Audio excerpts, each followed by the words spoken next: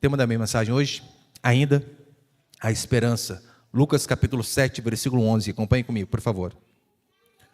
Pouco tempo depois, ele seguiu viagem para uma cidade chamada Naim, e seus discípulos e uma grande multidão o seguiam, falando a respeito de Jesus Cristo. Quando chegou perto da porta da cidade, estavam levando para fora um morto, filho único de uma viúva, e uma grande multidão da cidade o acompanhava. Logo que a viu, o Senhor se encheu de compaixão por ela e disse-lhe: não chores.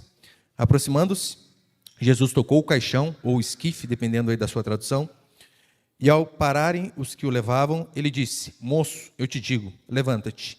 O que estivera morto sentou-se e começou a falar, e Jesus o entregou à sua mãe. Então o medo dominou a todos e glorificavam a Deus, dizendo: um grande profeta se levantou entre nós. Deus visitou o seu povo. E essa notícia propagou-se por toda a Judeia e por toda a região ao redor. Até aí tá bom, olha para cá, por favor.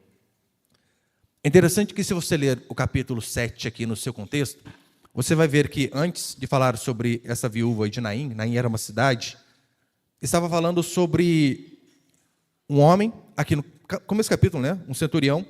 Ele de fato tinha um servo que estava à beira da morte, e ele vai, clama por Jesus e Jesus intercede. Só que quando nós chegamos neste episódio, não tinha uma pessoa que estava à beira da morte, mas de fato tinha alguém que já havia morrido. E tente imaginar aqui a cena: uma multidão saindo da cidade para ir enterrar esse morto. E lembrando, não havia caixões, via de regra se levava em maca, e não se podia sepultar na cidade. Então, uma multidão saindo da cidade e uma outra multidão com Jesus e seus discípulos entrando. Então, há aquele choque, justamente na porta da cidade. Antigamente as cidades eram cercadas por muralhas e havia ali os portões que circundavam a cidade, e os portões que, abria e fechava para as pessoas entrarem e saírem. Aí eu e você temos que pensar: seria de fato apenas uma coincidência da agência divina dessas duas multidões se encontrarem justamente naquele dia? Ou de fato seria o próprio Cristo já mostrando o quanto ele se compadece e se preocupa com o sofrimento humano? Eu tenho certeza que essas duas coisas se encaixam. Agora, a grande diferença básica dessas duas multidões, uma saindo e a outra entrando, duas multidões, uma triste e outra alegre. A diferença básica delas, sabe qual era? Era o ponto de referência. Era para onde eles estavam olhando. Enquanto a multidão que vinha alegre entrando olhava para Cristo, autor e consumador da nossa fé, nosso Salvador, a outra multidão que saía juntamente com a viúva olhava para algo morto.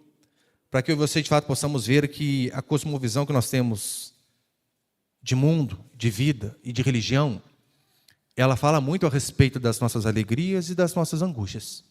Porque se você pega uma pessoa que seja materialista, que ela acredita que tudo que existe é apenas matéria, que não há espírito, que não há algo que transcende, ela acredita apenas no material, no natural. Se essa pessoa acredita que tudo que existe é matéria, ela sabe que diante de circunstâncias terríveis como essa, como a perda de um filho, não há o que se fazer. Apenas que se chorar, porque uma porção de matéria aglutinada, a qual eu amava, a qual eu dei à luz, se foi. Se foi para onde? Não sei. Consegue perceber que não tem consolo para esse tipo de pessoa? Pessoas que não creem em Deus, que creem apenas na matéria, nada pode consolá-las. Agora, se nós sabemos que viemos de um Deus altivo e soberano, um Deus que sempre existiu, que criou todas as coisas, que nos fez, e se nós de fato cremos que este Deus, como diz a palavra, um dia vai voltar, e nós então habitaremos com Ele para todo sempre, até na hora da maior desgraça que um ser humano pode ter, como é a perda de um filho. Ainda assim há esperança. Portanto, a cosmovisão que nós temos de mundo vai falar muito das nossas angústias e das nossas alegrias. Este encontro aqui, pode ter certeza, ainda que não tenha sido planejado por aquela viúva, era algo que estava planejado na agenda divina, para que aquela mulher, de fato, soubesse que mesmo na situação mais dolorosa, há onde e alguém em que todos nós, de fato, podemos buscar consolo. Aquela mulher, ela estava passando pela situação, talvez, mais desgraçada no sentido de sem graça. Desgraça é isso, né? Que não possui graça. Que uma pessoa podia passar. Porque já estava sem marido. Havia perdido seu filho único. E não apenas isso. Marido, filho único, e junto com o filho, a esperança de sustento. Porque o filho era rimo de família. Era os filhos quem sustentavam os pais na velhice. Não havia INSS, previdência privada ou algo parecido. Ou seja, essa mulher estava fadada ao fracasso. Até a sua esperança de comer estava indo embora, junto com aquele cortejo fúnebre ali. Isso, de fato, aumenta em muito a tragédia daquela mulher. E não só isso. A perpetuação da família também estava acabando naquele momento. Agora, eu sei que, em proporções talvez menores, quantas às vezes de nós chegamos no culto, ou no dia a dia, nós estamos em posição, talvez até em certa parte, semelhante à dessa mulher, no sentido de sem esperança. Quantas pessoas, por vezes, eu converso, que dizem, não, meu casamento não tem mais jeito. Meu filho nesse caminho não há algo que eu faça. Esposa, marido, parentes, saúde. Chega-se a um determinado ponto onde a pessoa diz, não tem jeito para a minha vida. E às vezes nós não percebemos, mas acabamos estando numa situação bem parecida com o dessa mulher. Mas o que foi de fato que mudou a vida dela? Foi um encontro com a pessoa certa, no momento certo. Um encontro com Jesus Cristo. E se de fato Jesus trouxe mudança para a vida de uma mulher que estava no momento pior de sua vida, todas as desgraças possíveis acontecendo com ela, eu e você também devemos olhar, não para o sofrimento, para a angústia ou para o momento de escassez que estejamos passando, mas devemos fazer como aquela multidão que estava entrando, olhar para aquele que pode aliviar o sofrimento, para aquele que pode nos dar esperança, para aquele que de fato pode fazer o que todos os homens disseram que é impossível. Porque você está com um filho morto, o que você pode fazer? Nada. Estava apenas no caminho do cemitério. Mas quando de fato Jesus Cristo intervém, a esperança para todos nós. É com base nisso aqui, eu quero discorrer alguns princípios então. Põe o primeiro ali, por favor, Samuel. Para que eu e você de fato venhamos a ter esperança, como diz a mensagem, né? Ainda há esperança. A primeira coisa que eu e você devemos fazer é centralizar as nossas vidas em Jesus Cristo. Por vezes, nós colocamos a esperança em coisas que morrem.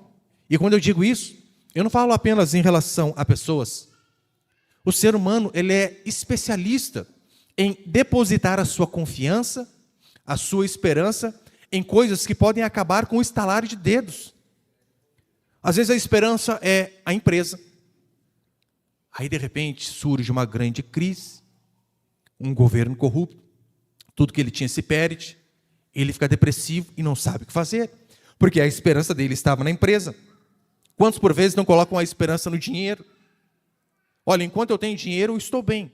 Mas, de repente, às vezes, toma um golpe, como eu citei, acho que quarta-feira passada, não foi por conta de golpe, mas Ike Batista conseguiu, em 1 ano e 8 meses, perder 99% de sua fortuna.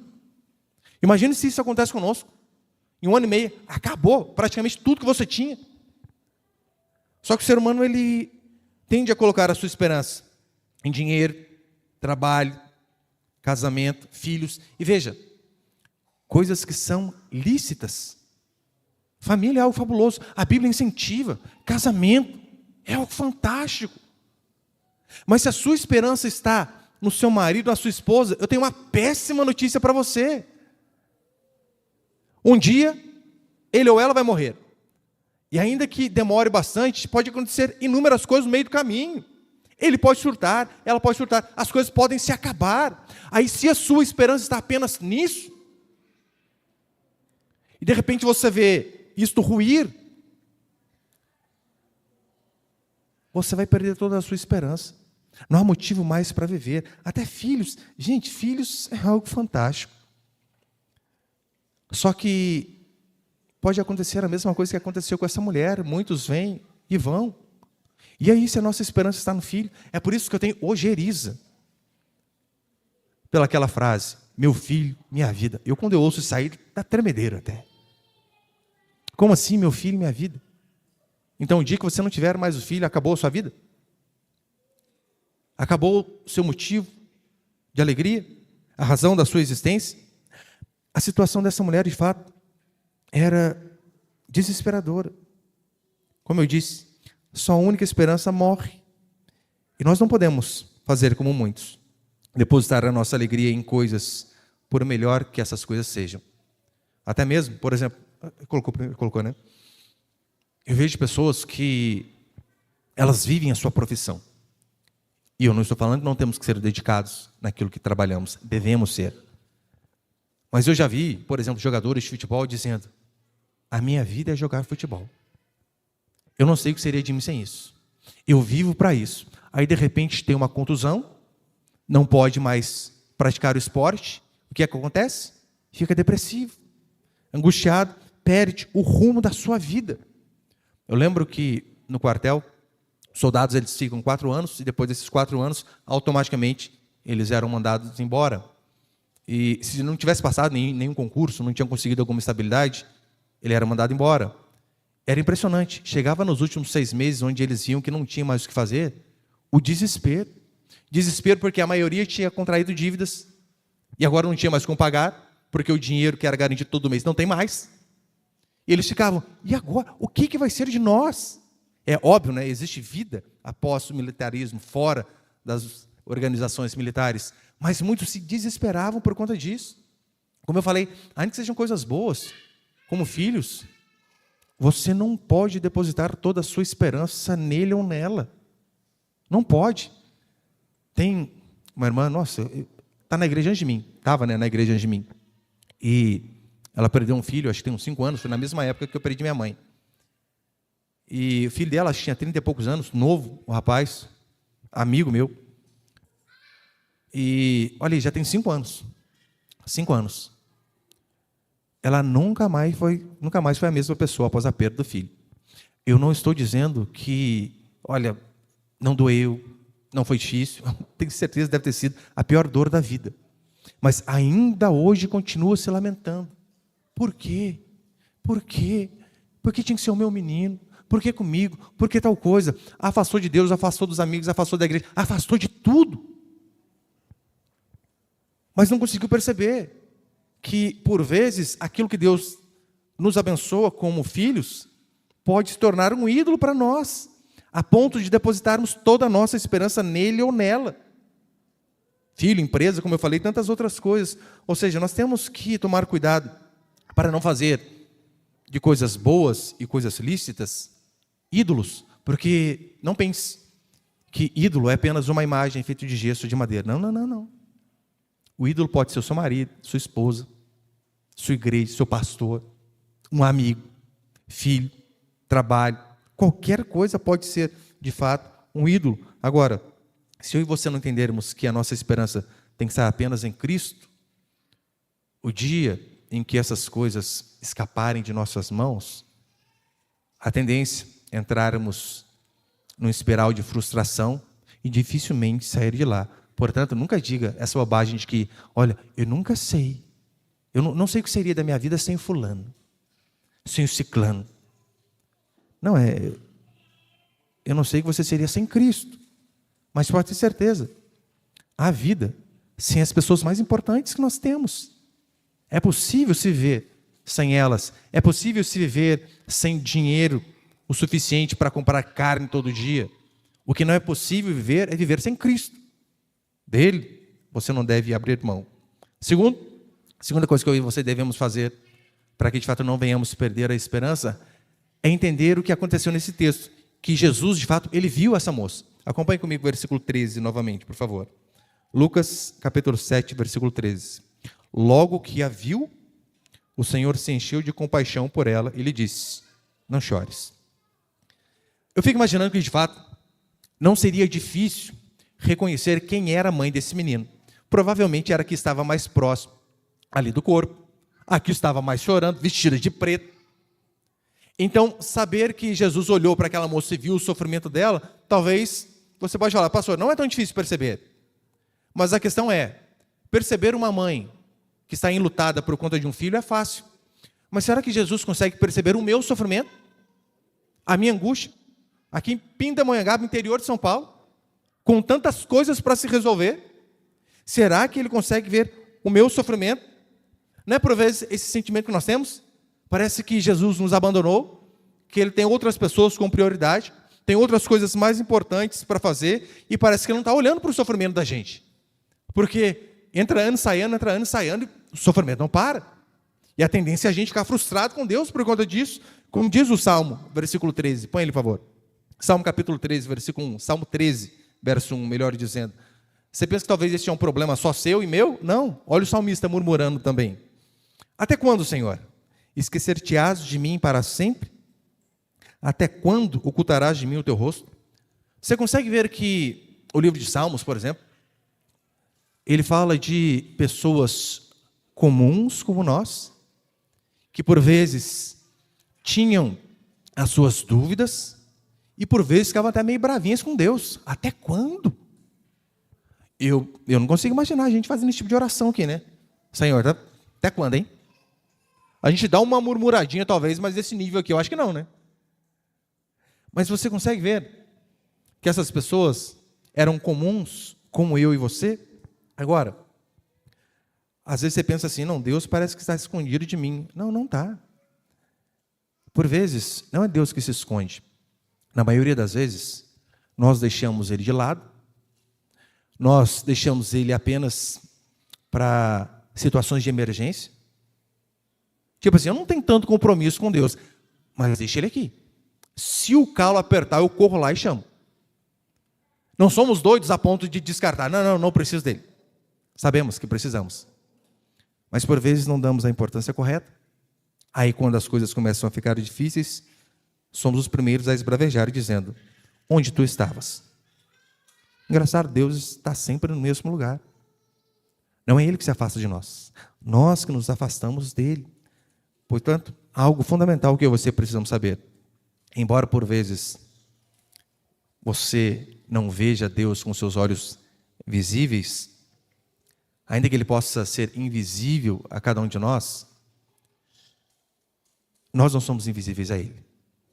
Essa mulher talvez poderia pensar a mesma coisa. Não, Ele tem preocupação com todos. Tem muitas coisas para fazer. Mas é interessante que Ele se preocupa com a dor de uma única mulher. Uma única mulher. Ele que pregava para multidões, multiplicava pães para mais de 5.000 homens, além de mulheres e crianças, mas aqui Ele dá uma pausa nas multidões e olha, não, aquela dali está precisando. E é isso que eu e você precisamos entender, que o Deus que habita no alto e sublime trono, é o Deus também que habita com contrito e abatido de coração. É o Deus que mesmo em meio a uma multidão, Ele vê as nossas angústias, os nossos sofrimentos, os nossos problemas. É por isso que eu e você temos que lembrar que nós não somos apenas uma massa de crentes. Somos pessoas, filhos e filhas individuais, ao qual o nosso Senhor se preocupa com cada uma dessas pessoas. Assim como Ele parou para dar atenção para essa mulher. Assim como Ele fez com a mulher samaritana, lembra? Mais uma vez, Ele vai falar com quem? Com apenas uma mulher. Larga as multidões e vai falar apenas com ela, para mostrar que de fato Ele se compadece das nossas aflições e angústias. E ainda que as pessoas talvez não vejam o nosso sofrimento, que eu tenho certeza, por vezes, nem mesmo o seu cônjuge vê o seu sofrimento. Vê às vezes aquele nó engasgado na garganta, as suas aflições. Quantas vezes o marido e a esposa não percebe que o outro está angustiado? Mas saber que Deus se preocupa conosco e que Ele nos vê, isso pode ter certeza, traz muita esperança. Porque daí sabemos que não estamos sós, mesmo no meio de um monte de gente.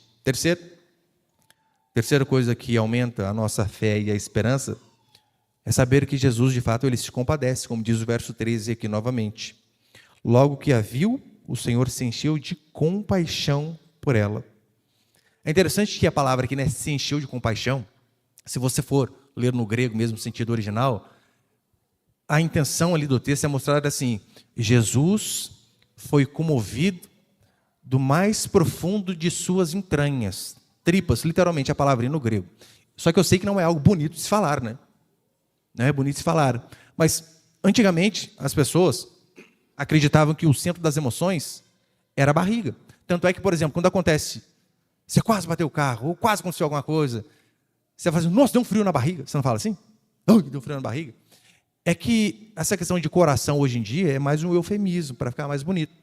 Mas o texto aqui, de fato, diz que Jesus, ele se compadeceu, isso do mais íntimo de suas entranhas, a ponto de ver a dificuldade, o sofrimento e a angústia que aquela mulher ali estava passando. Portanto, se você de fato ler a Escritura de forma corrida, você vai ver que o nosso Senhor, ele é extremamente mestre em ter compaixão dos outros.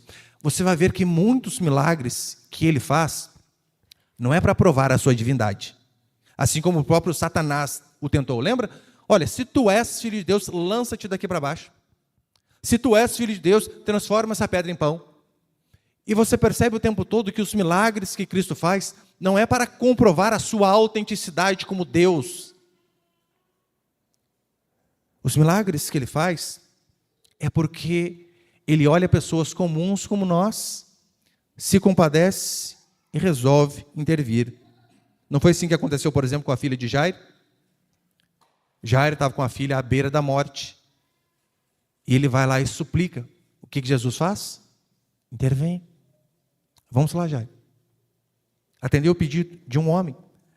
Nós vemos ele curando leprosos, não para mostrar que ele era o Senhor, mas porque provavelmente ele sabia que esses homens, essas pessoas com lepra eram excluídos da sociedade, tanto é que eles não podiam viver num ambiente comum como todas as outras pessoas, viviam em lugares separados.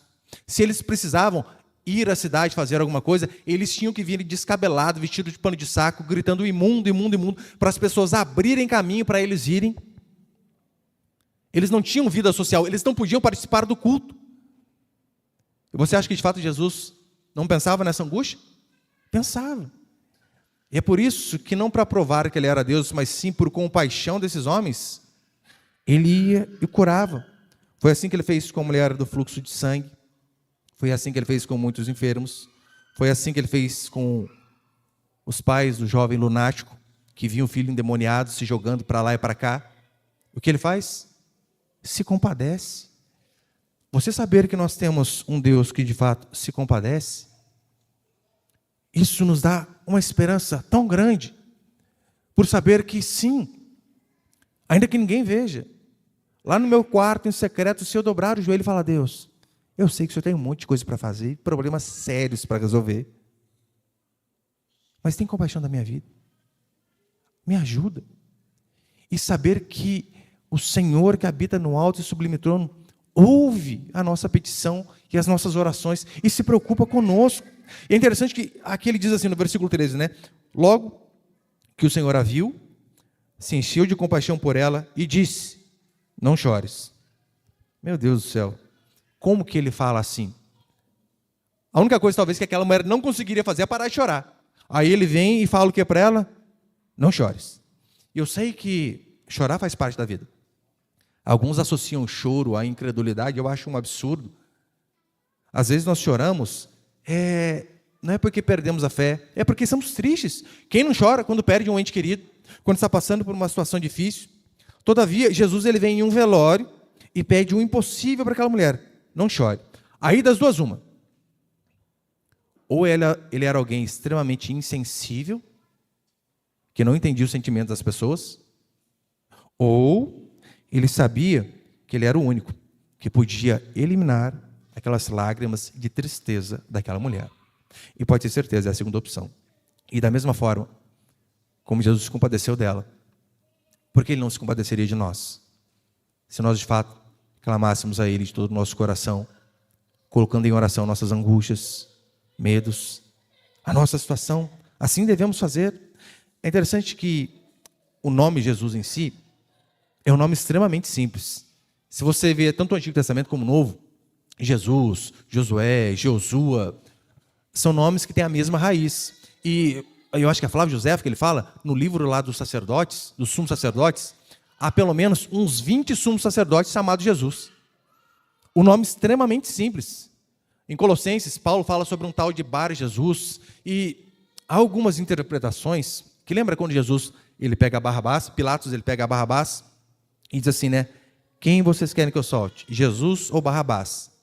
Algumas traduções que dizem que o nome de Barrabás era Jesus Barrabás. Então, o questionamento que ele faz para a população é, quem vocês querem que eu solte? Jesus o Nazareno ou Jesus Barrabás? O nome extremamente comum, como se fosse talvez aí, sei lá, Rafael de hoje em dia, João, que tem para tudo que é lado, né? Paulo com 2. O nome extremamente comum. Eu acho que até isso aí tem um motivo. Para mostrar que o nosso Senhor, mesmo sendo divino, Ele está com os comuns. Se preocupa com os comuns. É por isso que o nome do nosso Deus é Emanuel. Deus com o outro. É isso? Não, óbvio que não. Conosco. Só que você percebeu que às vezes nós esquecemos disso? Nós pensamos que é sempre o Deus com o outro. Deus está sempre com fulano, com ciclano, beltrano.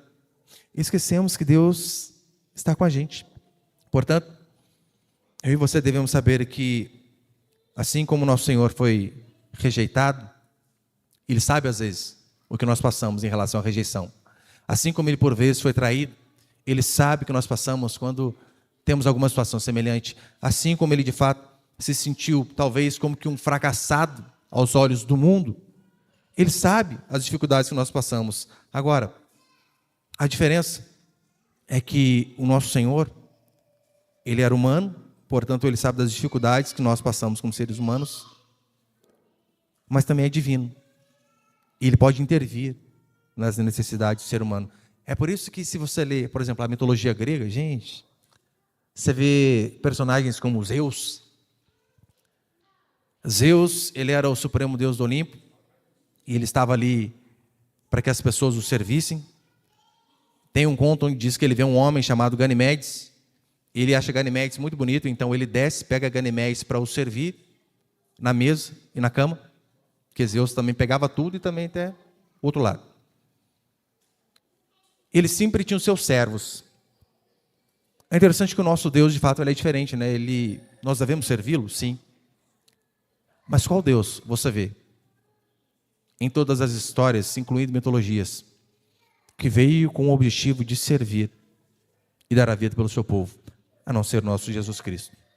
Não há outro. Já estou encerrando? O quarto.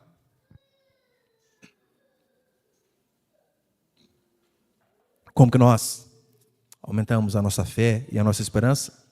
Saber que Jesus, Ele é a nossa fonte de consolo. Eu sei que é absolutamente normal se ficar triste diante de tragédias. Normal. O que é anormal é você achar que tudo acabou. Que não há mais nada o que se fazer. Por isso que este episódio, mesmo diante da perda de um filho, algo extremamente terrível. Algumas pesquisas de fato vão dizer que a maior dor do ser humano é perder um filho. Que Deus nos livre disso. Mas dá para entender um pouco, porque foge da lógica da vida. O que se espera são os filhos enterrando os pais, não o contrário, os pais enterrando os filhos. Mas é normal ficar profundamente triste diante de tragédias. O anormal é achar que tudo acabou, que não há mais o que se possa fazer. Se você tem esse pensamento é porque de fato você não entendeu o que Jesus faz e qual é o seu propósito. Como eu falei, né, eu dei o exemplo no começo dessa moça que perdeu o filho, acho que na mesma semana, na mesma época ali que eu perdi minha mãe. Óbvio que eu senti. Óbvio que eu sinto até hoje. Por mais que às vezes não pareça, minha esposa sempre fala para mim, não, você não fala nada, não dá a entender nada e tal. Até no começo, né, eu era assim. É que cada um de fato sofre à sua maneira. Mas eu sabia. Ora, é a maior dor que eu passei até hoje. Mas eu sei que mesmo diante dessa tragédia, a esperança não acaba. A fé não acaba. Eu sei que há um Deus que é capaz de consolar até as piores dores do ser humano. E eu sabia isso porque eu lembrava da Escritura. Eu lembro que eu morava em Moreira. Aí me ligaram do hospital e eu já sabia, minha mãe estava 98% do pulmão comprometido. Já tinham me ligado dizendo, olha, ela é a pessoa com, pior que nós temos aqui no Regional de São José. E quando eles ligam para você, pedindo para você ir ao hospital e não dão notícia por telefone, você sabe já o que é. Aí eu lembro que eu peguei de Moreira até São José, orando, lembrando. Falei, Deus, o Senhor ressuscitou Lázaro de 4 dias, o Senhor ressuscitou Dorcas, o Senhor fez isso, fez aquilo. E eu fui orando, com fé, que de fato a notícia seria diferente. Não foi o que eu quis. Foi a notícia que de fato eu não queria ouvir. Mas ainda assim não perdi a esperança. Não perdi o chão. Eu sabia. Há consolo. Há consolo em Cristo Jesus. Para as maiores dores que nós podemos enfrentar, pode ter certeza. Não importa as suas aflições, Jesus Cristo é o único que pode nos consolar. A partir do momento que nós entendemos que Ele não apenas transforma a água em vinho, mas Ele tem o poder, inclusive, de transformar a tragédia em glória. Porque não foi isso que Ele fez? Não é isso que nós vemos constantemente Ele fazendo? Transformando até a morte em vida. A nossa esperança aumenta. Ah, pastor, mas minha vida é muito difícil, só luta, só angústia. Eu sei que a vida de umas pessoas são mais difíceis que a vida de outras pessoas. Mas se esta é a sua vida, pode ter certeza. A medida do seu sofrimento vai ser a mesma medida de graça que Deus vai dar para você superar essa dificuldade. Superar esse sofrimento. Não adianta você ficar reclamando aí, ai pastor, mas eu não tenho isso, não tenho aquilo. Deus vai suprir. Eu já vi às vezes irmãs dizendo, ai, eu só queria um marido. Lembra, a escritura vai dizer assim, Isaías 54, o Senhor teu Criador é o teu marido. Aí, ó, quer um maridão bom? Esse é o melhor. Ele supre tudo aquilo que eu e você precisamos em Cristo. Não há necessidade de nada. Nele, de fato, nós somos completos. É por isso que o convite de Jesus, põe ali, Samuel. É como diz Mateus capítulo 11, verso 28. Vinde a mim todos que estáis cansados e sobrecarregados, e eu vos aliviarei. Tomai sobre vós o meu jugo, e aprendei de mim, porque sou manso e humilde de coração, e achareis descanso para a vossa alma, porque meu jugo é suave e o meu fardo é leve. De fato, ninguém poderia consolar aquela mulher. Só Cristo. E foi exatamente isso que Ele fez. E quinto, e último para encerrar, põe ali, Samuel. Quinto princípio, Jesus intervém. Acompanhe comigo o versículo 14, por favor. Aproximando-se Jesus, tocou o caixão, e ao pararem os que levavam ele, disse, moço, eu te digo, levanta-te. É interessante que Jesus, ele vê, se compadece, vai atrás, se aproxima, toca o caixão, algo que era totalmente proibido para um judeu. O judeu não podia tocar em nada morto. Ele ficava impuro. É por isso que as pessoas se escandalizavam quando ele tocava em leproso para curar. Ou aqui, como tocou no morto e disse, levanta-te. Se você ler a Escritura, você vai ver, por exemplo, passagens onde cegos clamam por Jesus. Filho de Davi, tem compaixão de nós. Você vê pessoas pedindo para enxergar, você vê paralíticos se esforçando para ir atrás de Jesus Cristo, com amigos, carregando a maca e por aí vai. Mas nesse caso aqui, a morte já estava concretizada, não havia o que se fazer. Não tinha alguém que podia levantar para pedir ajuda. Este jovem não podia fazer isso. Absolutamente nada. Batalha perdida? Não. Não se o nosso ponto de referência não for algo morto, mas sim algo vivo. Lembra, a Escritura vai dizer sobre a filha de Jairo, Lucas capítulo 8, versículo 49, diz assim, aqui Jesus é chamado para curar a filha do rapaz que estava quase à morte. No meio do caminho aparece a mulher do fluxo de sangue. Jesus meio que muda o caminho. Imagina, se coloca no lugar de Jairo. Você está com a sua filha quase morrendo. Aí você fala, Senhor, me ajuda. Ele diz, eu vou lá.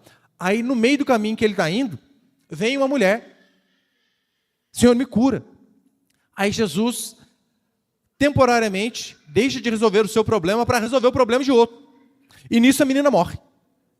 Você ia ficar bravo com Jesus. Eu ia ficar, tenho certeza. Mas olha o que diz. Que interessante. Lucas capítulo 8, versículo 49. Enquanto Jesus ainda falava, alguém da casa do chefe da sinagoga veio avisar, a tua filha já está morta, não incomodes mais o mestre. Ou seja, a Jairo está lá, né? Senhor, tá bom, já resolveu o problema dela aí, vamos voltar para o meu agora? Aí vem alguém e diz, pare de incomodar ele. Acabou. A sua esperança já era. Não é por vezes, é interessante que não diz nem o nome da pessoa, né? Alguém da casa do chefe da sinagoga.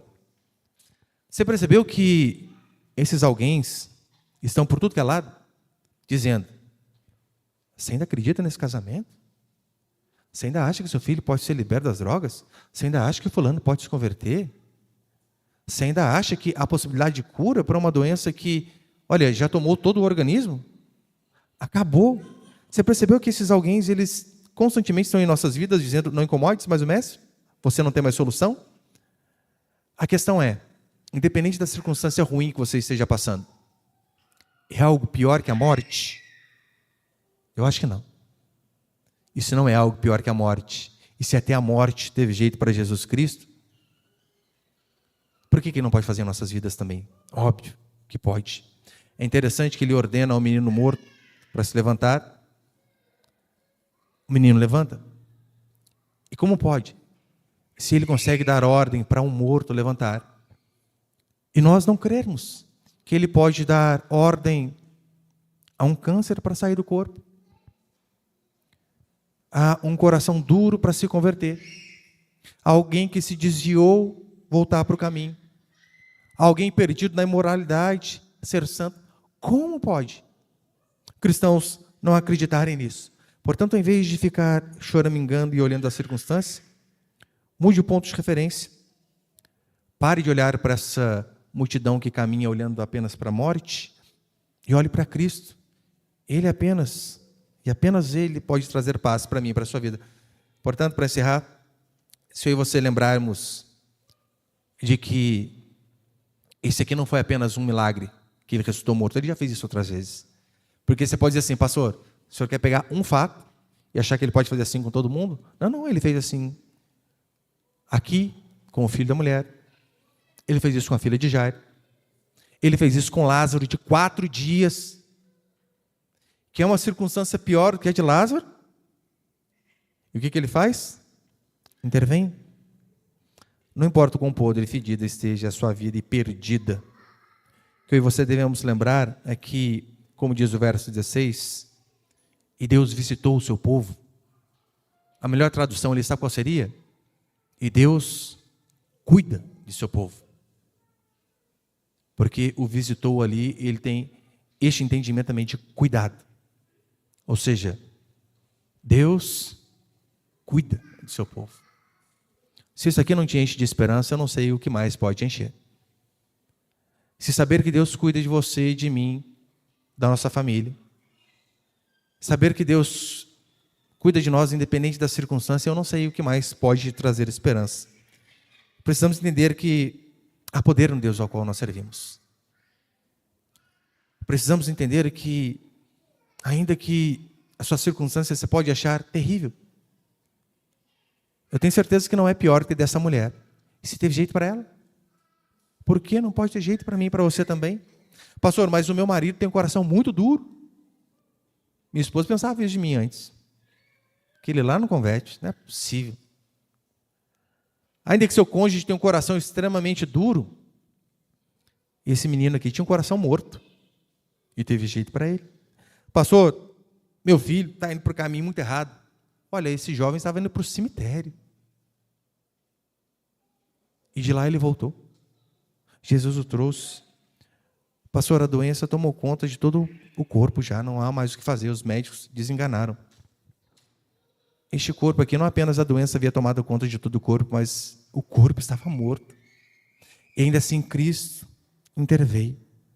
Ainda assim ele disse, levante-se. E é nessas circunstâncias de aflição que você devemos lembrar desses textos, dessas passagens, de que não é um jargão para nos deixar felizes, mas é de fato palavra de Deus quando diz, não há impossíveis para aqueles que creem no Senhor. Eu sei que, principalmente nós, falando de nós aqui, reformados, às vezes nós esquecemos do poder de Deus. esquecemos dos milagres, esquecemos do sobrenatural. Portanto, eu não sei quanto a você, eu vou continuar clamando pelo milagre dia a dia, assim como eu faço desde quando me converti. Todo santo dia eu oro: Deus, converte meus filhos. Todo santo dia. Eu posso não orar para um monte de coisa, mas isso todo santo dia eu falo: Deus, gera convicção de pecado, gera arrependimento, gera frutos de arrependimento no coração deles. Todo santo dia. Eu não sei quanto a você, mas eu vou continuar orando para que Deus nos capacite a andarmos em santidade, menos em um mundo pervertido e corrompido ao qual nós vivemos. Eu vou continuar orando, porque o nosso Deus, de fato, Ele faz milagre. E até orar por coisas materiais. Devemos orar. Como orar para Deus nos abençoar financeiramente. Pastor, mas isso aí já... Ai, não, isso não é ser espiritual. Mentira! Essa mulher aqui, ela estava perdendo a sua fonte de sustento. Então, quando Jesus restaura o filho dela, ressuscita o filho dela, Ele não apenas traz o filho, Ele não apenas traz alegria, Ele não apenas acaba com a morte, com a enfermidade, Ele traz sustento para aquela mulher, que não tinha mais de onde tirar dinheiro. Então, que absurdo que é isso, que nós não podemos orar para Deus nos abençoar financeiramente. Devemos orar para aquele que foi ao encontro daquela mulher. Porque apenas Jesus Cristo tem o poder de mudar a nossa circunstância. E se Ele, meus irmãos, foi ao encontro de uma mulher com um filho morto totalmente sem esperança, nós temos o dever de orar para que Ele possa também vir de encontro às nossas vidas, às nossas famílias, a essa igreja, alcançando a cada dia mais vidas, salvando a cada dia mais vidas, porque de fato, como Ele mesmo diz, não há impossíveis para aqueles que creem no nosso Senhor. Amém, meus irmãos?